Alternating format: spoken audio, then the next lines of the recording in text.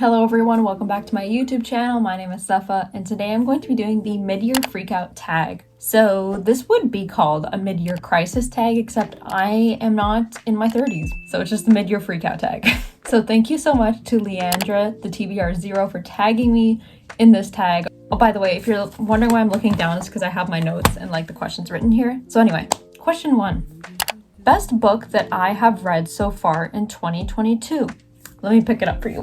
So there are several books that have made it to the 5-star ratings this year. However, there is one specific one that is like the top book of the year. So I'll start off with that, and that is It Ends With Us by Colleen Hoover. I made a reading vlog about it, rating book talk books. If you want to go check out that, it's all there. But overall, this is such an incredible read. The story, the message behind it, the characters, some better than others. If you know, you know.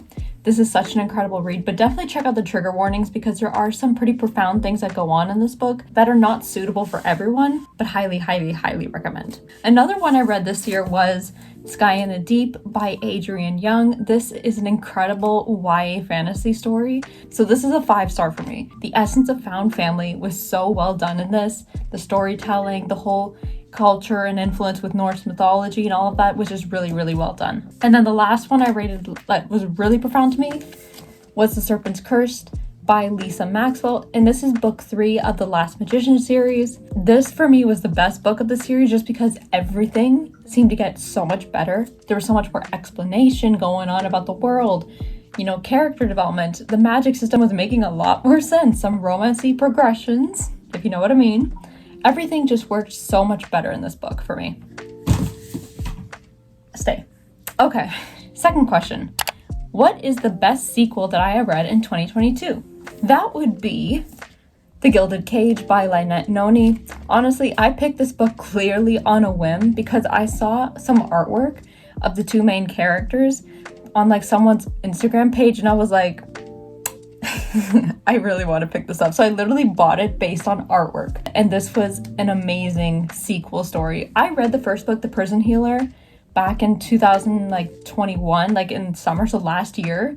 And it was fine. It wasn't something I was like super eager to continue on. But reading this, it was so worth it. Question number 3. What is a new release that I haven't read yet, but I want to? So there is a couple. So some that have already been released as of this year is The Stardust Thief by Chelsea Abdullah, and also This Woven Kingdom by Tahira Mafi. They're both Arabian Nights, almost Arab-inspired kind of stories, and those ones sound the most intriguing based on like the morally great characters in it, and the romance, and like all these other things I've heard about it. So those are on my must-read list. Question number 4. What is the most anticipated release for the second half of the year? So there are a few. Kingdom of the Feared by Carrie Maniscalco, book 3 of the Kingdom of the Curse series. We have Ballad of Never After, book 2 of the, Once Upon a Broken Heart series by Stephanie Garber. We also have The Shattered City, book 4 of the Last Magician series by Lisa Maxwell. I feel like I'm missing a major one. Oh, then there is also Leigh Bardugo's Demon in the Wood. I don't know if this is a graphic novel or is an actual like dedicated novella to the Darkling. It's just whatever that one is. Those are the most anticipated releases for me. Question number 5. What was my biggest disappointment this year? So there are 2. So the first one is Crazy Rich Asians by Kevin Kwan. I watched the movie for this first, and I absolutely loved it. The rom-com banter, the whole culture and influence with the young family, and it's just like the culture and influence that is integrated into the story is so well done in the movie. Now, don't get me wrong, the book is actually pretty decent too, but compared to the movie, it felt almost too much. And what I mean by that is that there is so many perspectives in this story, is like from literally every family member, that it gets too chaotic, and there's so many things going on at once that I just lose my mind. And also, it is so different from the actual movie. Like, it is crazy different. And some of the plot lines in terms of some of the side characters didn't really make sense. That's just kind of my thing. I think I gave us 3 out of 5 stars. Like, it's not a bad book, but I would prefer the movie. The other disappointing read was A Cursed Kiss by Jenny Hickman. Now, this one is an indie author I just wanted to read because it's full of like my favorite things. morally gray characters, forbidden romance at some point, like all these other things. Although I like the characters a lot, the beginning of the book was set up, so it was really, really well done. But when it came to the point where it needed to follow through and make those pivotal changes in the story and the characters, it wasn't executed right. Like, when it came towards the ending and the climax of the story, it fell apart for me. And it had so much potential, and I was so excited going into it. But when it came to the ending, I was like, what just happened? Question number 6. What is the biggest surprise reads of this year? So the very first one would have to be Frankenstein by Mary Shelley. I know, if you're wondering, I never, ever, ever read classics. But I had to pick this up because it was a required text for my English course, and I was thoroughly impressed. It's not a 5-star read, I think I rated 3.5, but the overall messages and the way the story is written is so unique and amazing. Like, it's like no other. It really isn't. I love the aspect where the character or the narrator kind of breaks the fourth wall between the reader and kind of implies foreshadowing to keep you hooked onto the story. It's really interesting that way.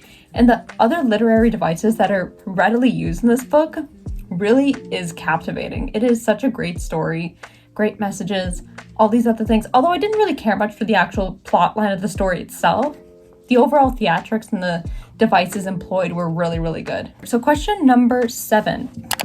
Who is my new favorite author? There are 2. So first being first would be Colleen Hoover. Now, this is the only book I've read by Colleen Hoover, so I don't know if that's kind of biased just because I really like this book. But for now, her writing, her storytelling, the characterization, everything, the overall message of the story, it was incredible. So that's why she's one of the favorites. And then recently it would be Lisa Maxwell in the Last Magician series, just because it is such an underrated and well-told YA fantasy. For something that is YA to be this good, it needs to be blown up everywhere. I'm telling you, this is incredible. Okay, question number 8. Who is my newest fictional crush? I'm gonna pull out an emphasis again and just say Atlas Corrigan, just because he's the one person that stands out to me.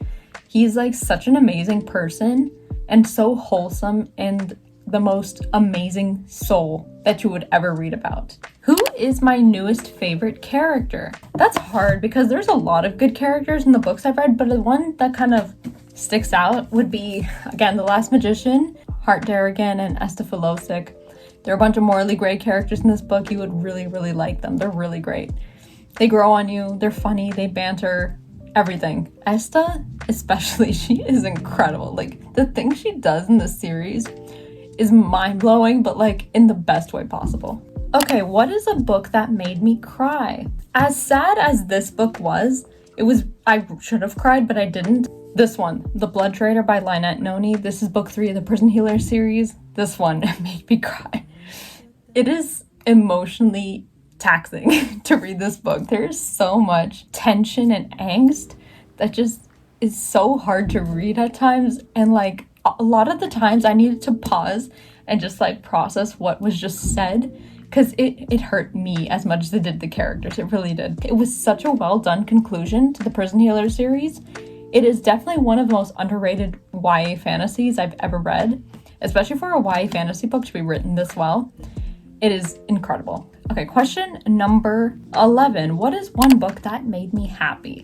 Now, honestly, all of these kind of made me happy in one way or another, but I would just say Kingdom of the Cursed by Carrie Maniscalco, just because I wanted to reread this book, and it was just a fun experience. I needed something uplifting and, you know, with fun, like all these other things. It was just really cute. I was just needing this in my life, and this made me happy to read. Okay, question number 12. What is the most beautiful book that I bought this year? The first one I would hold up is Daughter of the Moon Goddess by Su Lin Tan. Still haven't read this, but technically my sister bought me this book. But, you know, it's still a book that's bought. But in case that doesn't work, I am holding up The Inheritance Games by Jennifer Lynn Barnes. This one is gorgeous. I love when you can see like the gloss, like you see it when I'm turning it, like it's shiny. It's just really pretty. Both of these together, like they are gorgeous covers. Question number 13. What books do you need to read by the end of this year? All of these and counting. Oh my gosh, I can't even carry this. literally these and so much more.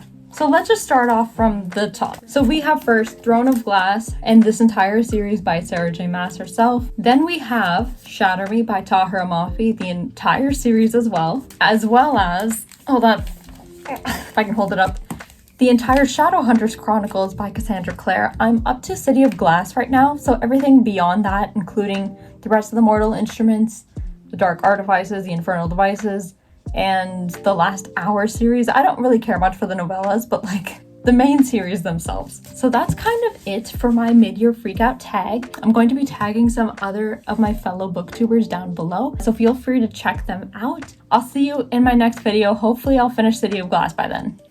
Bye.